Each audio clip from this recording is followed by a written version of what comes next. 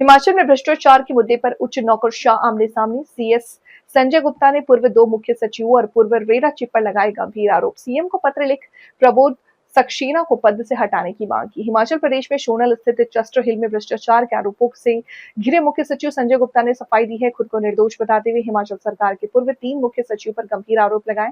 IAS Sanjay Gupta ने पूर्व मुख्य सचिव आरडी धीमान पर भ्रष्टाचार के गंभीर आरोप लगाते हुए इन आईएएस अधिकारियों की इंटीग्रिटी पर सवाल खड़े किए और मुख्यमंत्री को पत्र लिखकर विरोध की है और उन्हें हटाने की मांग की है।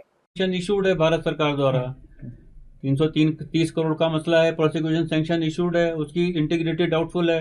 पर्सनल डिपार्टमेंट ने भी उसकी इंटीग्रिटी यहाँ से डाउटफुल की हुई है। उसके पेंशन के पेपर भी उसकी प्रोविजनल उसकी पेंशन नहीं बन पाई है अभी तक, डिस्पाइट उसने कहीं कहीं से प्रेशर डाला हुआ है, उसके बावजूद भी पेंशन नहीं बन पाई है।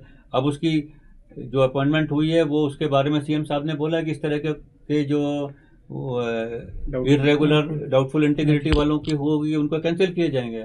तो उस पर माननीय मुख्यमंत्री जी को कॉल पर भी एक्शन होगा है, यानी उन पर होना चाहिए। अब ये तो मुख्यमंत्री जी देंगे और विपक्ष वाले जो और सीपीएम वाले और ये बीजेपी वाले को सीएम साहब ने उस दिन बोला था हाउस में, आप लोग भी थे, मैं भी था, कि आप मुझे कोई भी नाम इस तरह का देंगे कि जिसकी इंटीग्रिटी डाउटफुल है और जिसको मैंने एक्सटेंशन गलती से दे दी है, अगर आप मुझे बताएंगे तो मैं तुरंत क्वेश कर लूंगा उसको।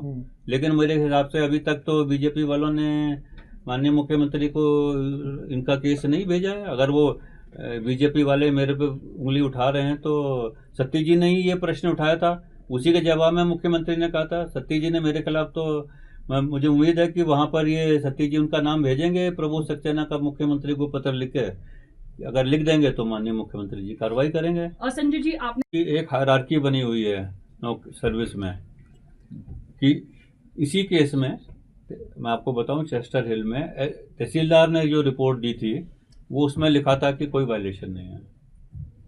हायर अथॉरिटी को उसको ओवररूल उसको का व्यू डिफरेंट हो सकता है किसी भी इशू पे। एसडीएम का व्यू ये था कि तहसीलदार की रिपोर्ट गलत है, यही है ना। तो उसने कहा कि नहीं, केस मतलब कि वायलेशन हुई है। अब tenancy and land reforms act में कॉम्पिटेंट अथॉरिटी कौन है इसको फैसला करने की? वो है डिप्टी कमिश्नर, और वो एक क्वाजी जुडिशियल फ्रेमवर्क में इसको डिसाइड करता है। सरकार के पास ये इशू आया, सरकार ने मैंने ऑब्जर्वेशन दी, वो मेरी ऑब्जर्वेशन भी डीसी को मैंने भेजी है, उस पर कोई फैसला नहीं किया है। डिसाइडिंग अथॉरिटी डिप्टी कमिश्नर है और उसकी भी अपीलेट अथॉरिटीज हैं।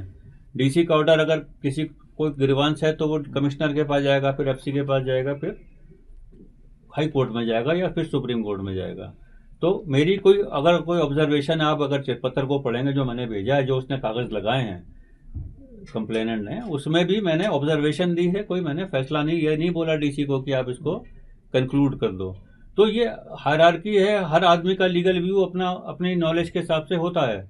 और कोई भी हायर अथॉरिटी अगर इस तरह से देखें तो जितने भी ऑर्डर हाई कोर्ट या डिस्ट्रिक्ट कोर्ट अपने लोअर कोर्ट्स के सेट असाइड करती है तो यूं तो एलिगेशन हर ऑर्डर पे लग जाएगा कि जी इन्होंने एक्सटेनियस कंसिडरेशन से किया है। ये तो हायर अथॉरिटी बनाई इसलिए गई है कि उसका व्यू नीचे वाली अथॉरिटी से डिफरेंट हो सकता है।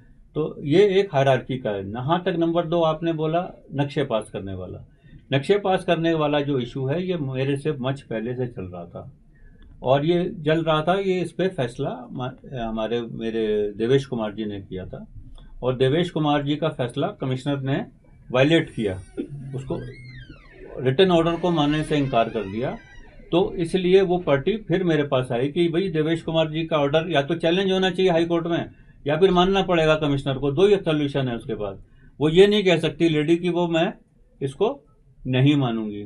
नहीं मानना है तो उसको हाई कोर्ट में उसको ऑर्डर को चैलेंज करना चाहिए था। ऑर्डर चैलेंज नहीं हुआ, 6 महीने हो गए, वो फिर पार्टी आ गई।